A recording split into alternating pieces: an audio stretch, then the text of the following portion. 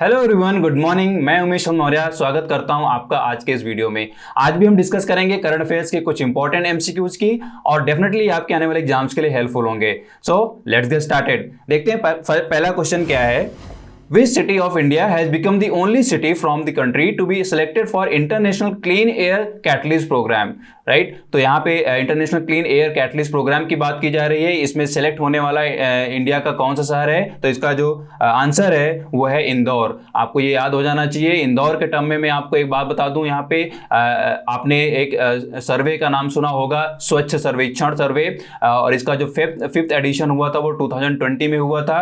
Right तो उसमें इंदौर को इंडिया की क्लीनेस्ट सिटी घोषित किया गया था। दूसरे नंबर पे जो सिटी थी वो थी सूरत, और तीसरे नंबर पे जो सिटी थी वो थी नवी मुंबई। ये तीनों चीजें आपको याद हो जानी चाहिए। इसके टर्म में और भी सिटीज हैं, मतलब उनकी अपनी एक पोजीशन है, रैंक है, और उसको आप जरूर पढ़ें और याद कर लें।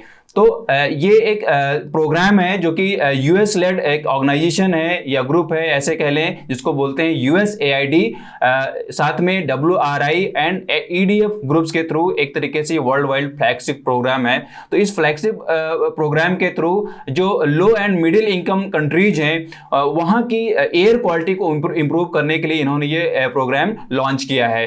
तो इस प्रोग्राम के अपने कुछ इनोवेटिव आइडियाज हैं, सोर्स अवेयरनेस है, और एक तरीके से रूट कॉज एनालिसिस के थ्रू ये क्या करते हैं, उन कंट्रीज की हेल्प करते हैं। और कैसे हेल्प करते हैं? इनके अपने साइंटिस्ट हैं, और जिस भी कंट्री के लिए काम करते हैं, जिस भी सिटी के लिए काम करते हैं, वहाँ के लोकल साइंटिस्ट की हेल्प लेके और अपने साइंटिस्ट को इन्वॉल्व करके उनको एक तरीके से मदद करते हैं। तो एक तरीके से गाइडेंस भी दी जाती है और एक तरीके से वहाँ पे फाइनेंशियल एक सपोर्ट भी दिया जाता है। तो अपने आप में ये बहुत ही इंपॉर्टेंट है, इसको आप जरूर याद कर लें। और इंदौर के टर्म में जैसे मैंने आपको बताया कि स्वच्छ सर्वेक्षण 2020 हुआ था, जो कि स्वच्छ सर्वेक्षण का 5th एडिशन था, उसमें इसको फर्स्ट रैंक दी गई थी। तो अपने आप में ये बहुत ही इंपॉर्टेंट है, इसको आप जरूर याद रखें। देखते हैं नेक्स्ट क्वेश्चन क्या है।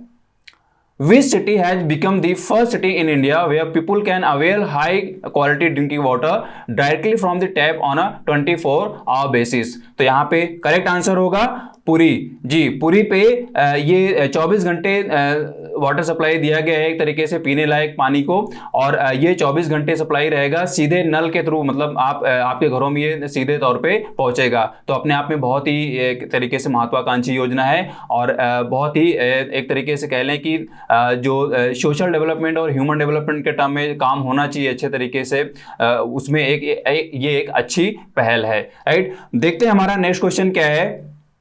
The CTO Burle Mark site has been added to UNESCO's list of World Heritage Sites. In which country this site is available? किस कंट्री में ये साइट अवेलेबल है? नाम क्या है इसका? सिंटियो बर्ल मार्क्स साइट। आपको याद हो जाना चाहिए। इसका करेक्ट आंसर है ब्राजील। ब्राजील के रियो डी जेनेरियो सिटी है, वहां पे ये एक तरीके की गार्डन है जो अवेलेबल है इस सिटी में। राइट, इसको यूनेस्को ने क्या किया है? विश्व धरोहर घोषित किया है, यानी वर्ल्ड हेरिटेज घोषित किया है। तो इसको थोड़ा सा अगर हम जाने तो ये एक गार्डन है जिसमें लगभग 3500 स्पीसीज हैं प्लांट्स के, और यूं कह लें कि अगर बॉटेनिकल जो रिसर्च है उस कंट्री में, या एक तरीके से वर्ल्ड वाइड जो रिसर्च है प्लांट्स के टर्म में, उस रिसर्च के टर्म में इस गार्डन को एक लैब की तरह कंसिडर किया जाता है। तो इस वजह से क्या है कि यूनेस्को ने इसको बहुत ही मतलब एक वर्ल्ड हेरिटेज के तौर पे घोषित किया, बहुत ही इंपॉर्टेंट प्लेस की तरह समझा है। राइट, तो अपने आप में बहुत इंपॉर्टेंट, इसको आप जरूर याद कर लें। देखते हैं नेक्स्ट क्वेश्चन क्या है। India's which state has become the first state in the country to provide 1% reservation for the transgender community in all the government services? तो यहाँ पे जो करेक्ट आंसर होगा वो है कर्नाटक। जी, कर्नाटक गवर्नमेंट ने वहाँ के हाई कोर्ट में ये अपनी रिपोर्ट पेश की है कि उन्होंने नोटिफिकेशन जारी की है, अपने जो सिविल सर्विसेज रूल्स हैं उनको अमेंड करके ऑलरेडी इन्होंने नोटिफाई कर दिया है, और उस नोटिफिकेशन में इन्होंने 1% की रिजर्वेशन दी है। किसको दी है? ट्रांसजेंडर समुदाय को। राइट, तो अपने आप में ये बहुत ही अच्छी पहल है, इसको आप जरूर याद कर लें। पूछा जा सकता है कि किस स्टेट में ये शुरू किया गया है। देखते हैं नेक्स्ट क्वेश्चन क्या है। Who is the writer of novel China Room, which is long listed for the prestigious 2021 Booker Prize?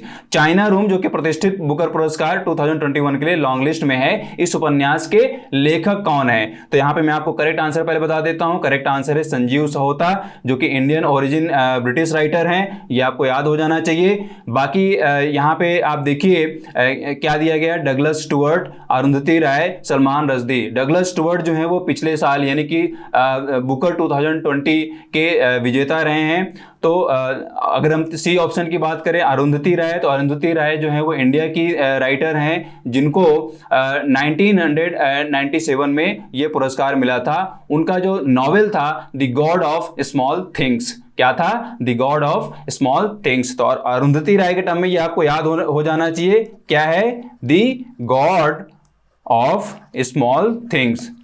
ये स्टैटिक जीके के टर्म में भी है, आपको ये याद हो जाना चाहिए। वहीं अगर हम सलमान रश्दी की बात करें तो ये भी इंडियन ओरिजिन के राइटर हैं। इनको भी बुकर प्राइज मिल चुका है और इनको जो मिला था वो 1981 में मिला था, राइट। तो अपने आप में ये बहुत ही इंपॉर्टेंट है, याद कर लें। अगर इनके उपन्यास की बात करें, इनके नॉवेल की बात करें, तो वो जो नॉवेल था वो था मिडनाइट्स चिल्ड्रेन। क्या था? Midnights children. ये भी आप याद कर लें, ये बहुत ही इंपॉर्टेंट है, मिडनाइट्स चिल्ड्रेन।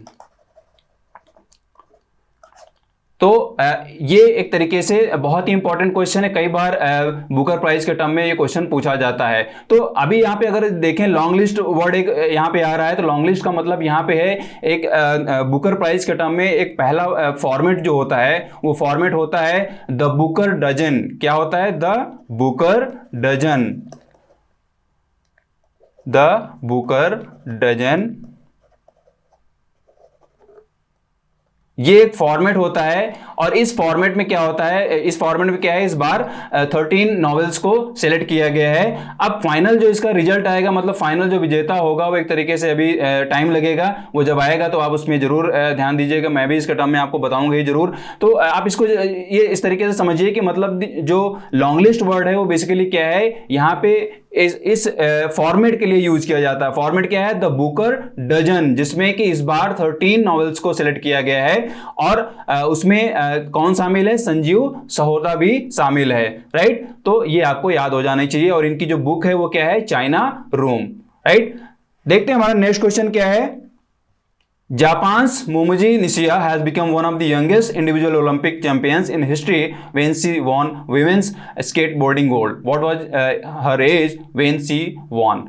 उनकी एज क्या थी जब उन्होंने ये जीता, राइट। तो यहाँ पे जो करेक्ट आंसर है वो है 13 years and 330 days। इस छोटी सी उम्र में उन्होंने ये गोल्ड मेडल जीता है।